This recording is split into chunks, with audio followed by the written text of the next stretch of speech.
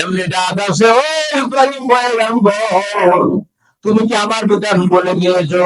তুমি কি জানো না, তুমি কি আমার প্রতি ঈমান না আনে আমি তাকে কোনো মিথ্যা করি না। সুবহানাল্লাহ। ভাইরা আমার, ইব্রাহিম আলাইহিস সালাম বলে, প্রভু গো, আমি পয়গম্বর, আমি জান্নাতে যাব আর আমার আব্বা জাহান্নামে যাবে, এতে কি আমি শরম লাগবে না, লজ্জা লাগবে না? মানুষ আমার দিনদার কি আর্মেলকে দেখো রে, ইব্রাহিম নবী হয়ে জান্নাতে গেছে না, বাবারে জাহান্নামে রেখে গেছে। আল্লাহ আমার কি তখন শরম লাগবে না?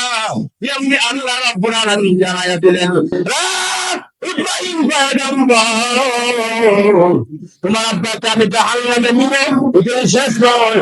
তবে আমি আল্লাহ কোন পয়গম্বরকে বেইজ্জতি করবো না, অপমান করবো না।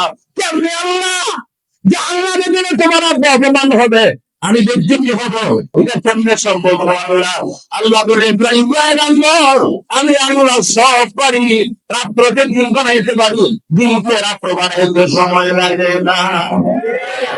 তো আমরা দূরে পা إنما أمره إذا أراد شيئا أن يقول له كن فيكون।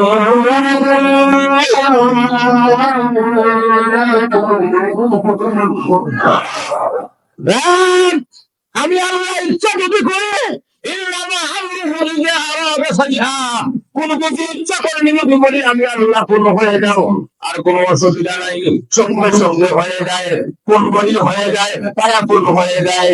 এই জন্য আল্লাহর কাছে সবকিছু সম্ভব না অসম্ভব। আরে সমস্ত ক্ষমতা তার,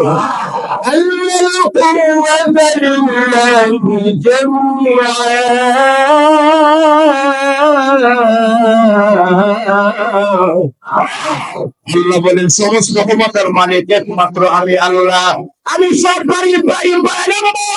চিন্তার কোন কারণ নাই, টেনশন করার কোন কারণ নাই রে। আল্লাহ কেমনে একটু বলবেন এমনি আল্লাহ বলে, ইব্রাহিম পয়গম্বর, চুপ করে কেন্দ্র করো, তাকায় দেখো জাহান্নামের দিকে, কোন গাড়ি আছে না নাই? সমস্ত প্রাণী জাহান্নামে আযাব ভোগ করে, অর্থাৎ যার যেমন আযাব ছিল আযাব ভোগ করে যখন নাকি জান্নাত দেওয়া হচ্ছে, সবাই জান্নাতে উঠে গেছে, আর কোন প্রাণী দেখা যায় না, আর কোন মানুষ দেখা যায় না, জাহান্নাম খালি হয়ে গেছে। তার মানে বুঝুন তো আপনারা, ঈমান থাকলে অবশ্যই জান্নাতে যাবে, কথা বলা, ঈমান থাকলে জান্নাতে যাবে, কোনো সন্দেহ নাই। যদি আমার গুনাহ থাকে, আমার আযাব থাকে, পাপ থাকে, গুনাহ থাকে, আমার গুনাহগুলোকে আল্লাহ জাহান্নামের আগুনে জ্বালায়া দিয়া আমার যতদিন পর্যন্ত মেয়াদ আছে, যে আমার এই আযাবগুলোকে মহান আল্লাহ শাস্তি দিয়া আমাকে আল্লাহ হালকা পাতলা করে জান্নাতে পৌঁছায়া দিবে। সুবহানাল্লাহ। তার ঈমান আনলে একদিন না আরেকদিন জান্নাতে যাবে। কথা বল, নামাজ পড়েন না, রোজা রাখেন না, অসুবিধা হতে পারে, আল্লাহর বিধান হুকুম লঙ্ঘন করেন মাঝে মাঝে, এর মানে এই নয় যে আপনি জান্নাত পাবেন না। কারণ জান্নাত পাবেন কেন? আপনি ইমানদার। কথা বলেন, আপনি পড়েছেন, আমি পড়েছি, লা ইলাহা ইল্লাল্লাহু মুহাম্মাদুর রাসূলুল্লাহ সাল্লাল্লাহু আলাইহি ওয়াসাল্লাম। ঈমান এনেছি, আল্লাহ বলেছেন ঈমান আনলে জান্নাতি, রাসূল হাদিসে বলেছেন, মান ক্বালা লা ইলাহা ইল্লাল্লাহ দাখালাল জান্নাহ। যারা কি আল্লাহর এই কালিমাকে পড়বে, যারা লা ইলাহা ইল্লাল্লাহ এই কালিমাটা পড়বে, সে অটোমেটিক জান্নাতের মালিক হয়ে যাবে। আমরা সবাই জান্নাতি। কথা না, আমরা সবাই কি আল্লাহ আমাদেরকে জান্নাত দান করুন, আমিন করুন। সবাই জান্নাতে গুনাহ করলে শাস্তি পাবেন, তার মানে জান্নাতে যাবেন না এরকম নয়। ঈমান আছে বেটা জান্নাতে যাবেন, একদিন আরেকদিন যাবেন। 100 বছর যদি আপনার আযাব ভোগ করতে হবে, আযাব ভোগ করতে হবে, আশা দরকার আল্লাহ জান্নাত দিবেন। যখন ইব্রাহিম সালাম আল্লাহ বলেন, ইব্রাহিম পয়গম্বর, দেখো তো জাহান্নামে আর কেউ আছে না নাই? সবাই তো গেছে জান্নাতে, আল্লাহ ভোগ করিয়া। দেখো কেউ আসেনি, আল্লাহ আর কোনো প্রাণী দেখা যায় না। জাহান্নামে আর কোনো কেউ দেখা যায় না, আমার কোনো মানুষ নাই, কিন্তু এমনি আওয়াজ শোনা যায়। কি শোনা যায়? আওয়াজ শোনা যায়। ইব্রাহিম পয়গম্বর যখন তো কে এমন ইব্রাহিম আলাইহিস সালাম পারলো মানুষ তো নাই, একটা অদ্ভুত প্রাণী জাহান্নামে জ্বলতেছে। আল্লাহ প্রাণী, প্রাণী তো প্রাণী হয়, গবাদি পশু অথবা আপনার চতুষ্পদ যন্ত্র, প্রাণী, একটা প্রাণী আগুন জাহান্নামের আগুন জ্বলতেছে, এটা তো প্রাণী, মানুষ তো না। এমনি আল্লাহ ডাক ধরে ইব্রাহিম পয়গম্বর, ওই যে প্রাণী দেখা যায় এটা আসলে প্রাণী নয়, এটাই তোমার বাবা আদর বাবু ধরে বলতে কিনা। আল্লাহ রাব্বুল আলামিন বলেন, ঈমান যদি না আনো আমি আল্লাহ কাউকে মাফ করব না। ঈমান আনতে হবে, ঈমান যদি না আনলে মাফ করব না, জান্নাত দেওয়া হবে না। এইজন্য আল্লাহ বলে, ইব্রাহিম পয়গম্বর আমি তোমারে জান্নাত দিলাম, তোমার বাবাকে জাহান্নাম দিলাম, শরম দিলাম না, কথা কথা লজ্জাও দিলাম না গো।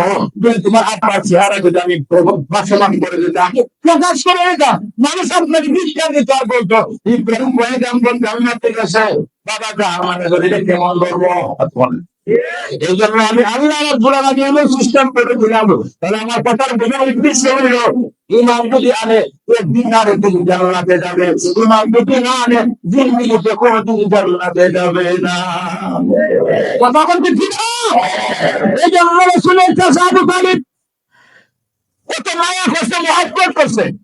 ইন্তেকালের সময় আল্লাহ নবী চোখের পানি ছেড়ে দেয়, ছেড়ে দিয়ে কান্দে বলে, চাচা আমার আপনি অনেক মায়া মহব্বত করেছে, আমাকে যে পরিমাণ মহব্বত মায়া করেছে বলতে পারবো না, কিন্তু আপনি চাচা আমি চাইলেও আপনি অনেক বিচার করবেন, আপনার সব রাতের হালত আরম্ভ হয়ে গেছে, আপনি আমার কানে কানে একবার পড়ে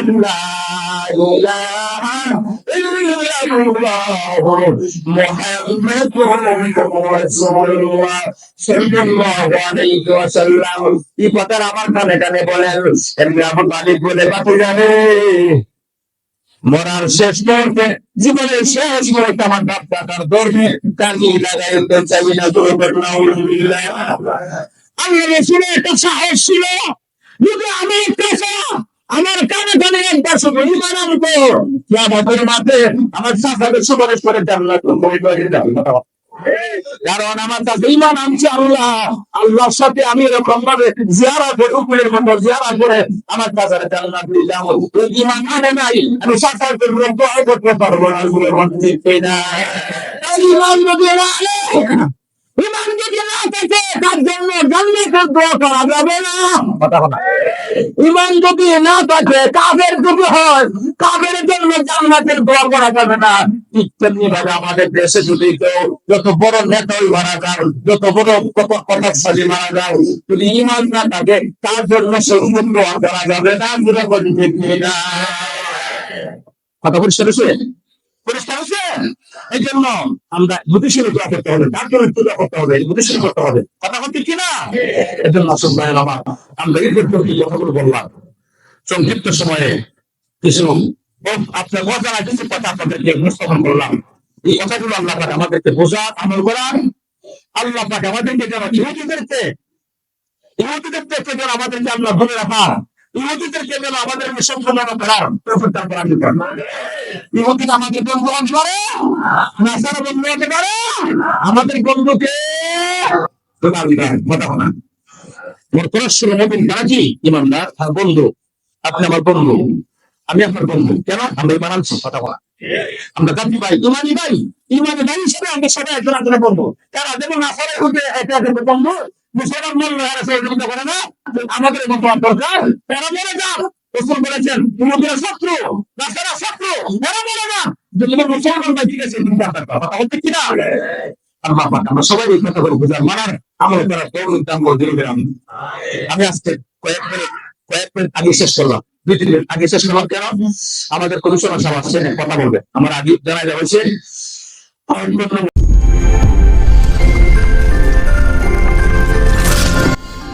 হামদ মিডিয়া, ইসলামের অমীয় বাণী।